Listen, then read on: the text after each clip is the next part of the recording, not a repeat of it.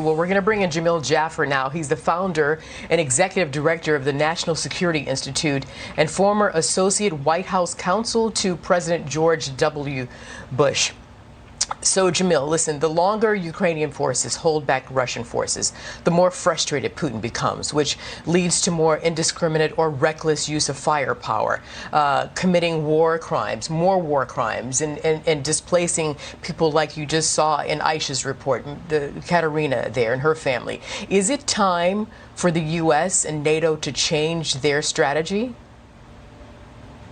Arthel, I really think it is. And, General Alexander, the former Army four-star who used to run NSA, and I wrote an op-ed this past week arguing that it's now time to impose a no-fly zone over Ukraine in order to help protect civilians, in order to bring this fight to a close more rapidly. Right now, Vladimir Putin has no incentive to negotiate because he can just run the clock out, keep pounding the Ukrainian people, keep hitting civilian targets, schools, hospitals, over 3 million displaced, as Eric pointed out. And as Aisha pointed out, 1.5 million children based on UNICEF's counts. So this is a real humanitarian tragedy, but it's also a huge strategic loss because here we're seeing a huge fight in the middle of Europe, and we're allowing a brutal dictator to come across a border, invade another sovereign country, and face no consequences whatsoever other than what the brave Ukrainians have done to him.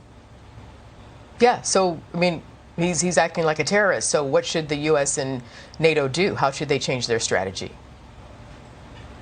Well, one, Arthel, I think we've got to supply a lot more weapons to the conflict. The president has now finally started to up the number of weapons we're putting in. That's the right thing to do, but it can't happen fast enough. We need to bring this conflict to a resolution sooner, and the only way to do that is for the U.S. to get involved. We don't need to actually attack Russian aircraft if we impose a no-fly zone. We simply need to tell them, you stop flying. If you light us up on your radars, you attack us, we'll fire back. But if you don't fly, we'll stay in place, and we'll ensure a safe and orderly withdrawal for Russian forces out of Ukraine. That's a negotiation you're proposing with Putin?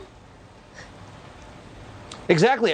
Look, at some point, we've got to get militarily involved. Putin has to know that there's something behind our words. We keep talking about what a catastrophe this is, what a disaster it is, but there's nothing behind that, and he's not afraid of it. The reality is economic sanctions have not worked. The situation is getting worse, not better for the Ukrainian people. It's now time to bring this conflict to a close. Well, the economic sanctions are working, but time is of the essence. Listen, Putin held this rally promoting propaganda, claiming his war on Ukraine is a defensive measure and a special military operation. And then he mentions the fifth column, which is, referring to people from within who are working with the enemy, traitors who sympathize with the enemy. How does this reflect on Putin's state of mind? Well, it demonstrates that he's becoming increasingly desperate. He realizes that at home, he's under pressure because he's losing a lot of lives in Ukraine of Russian soldiers. He's also facing pressure from his own intel services. We just saw a purge of his intel services where he arrested a number of key leaders inside his own service. So he's got pressure at home. But what does that mean for him abroad? What does that mean for him in Ukraine? It likely means he's more likely to lash out, conduct more attacks against civilian targets in order to show wins on the battlefield. That's a huge problem. We simply cannot allow that to happen. And that's why it's so important that we get involved now. Look, Arthel, brutal dictators like Vladimir Putin listen to one thing, and that's force. And right now, he doesn't believe that the U.S. or allies are serious. He sees economic sanctions. He's not worried about that. They are having an impact, but not nearly fast enough, as you correctly pointed out.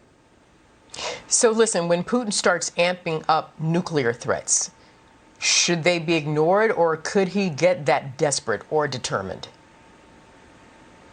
Look, there's always a possibility, Arthel, that he gets that desperate. But the fact of the matter is that no nuclear state has ever used a nuclear weapon against another other than the United States at the end of World War II. And the reason why is nuclear states don't want to go to war with one another using nuclear weapons because they're afraid of the retaliation. Vladimir Putin knows that if he uses chemical weapons, biological weapons, or nuclear weapons, he's crossing a major line. As a result, I think the more likely scenario is that for us, if we were able to go in conventionally and protect the Ukrainian civilians, it's more likely to bring the conflict to a quicker resolution, not to a nuclear war. And here's the thing. Vladimir Putin is not looking for a war with the United States. Neither are we. He's more likely to resolve this if we make clear that our military is there to back up the Ukrainians. Mm-hmm. All right. Jamil Jaffer, thank you as always. We'll see you again next time. Take care.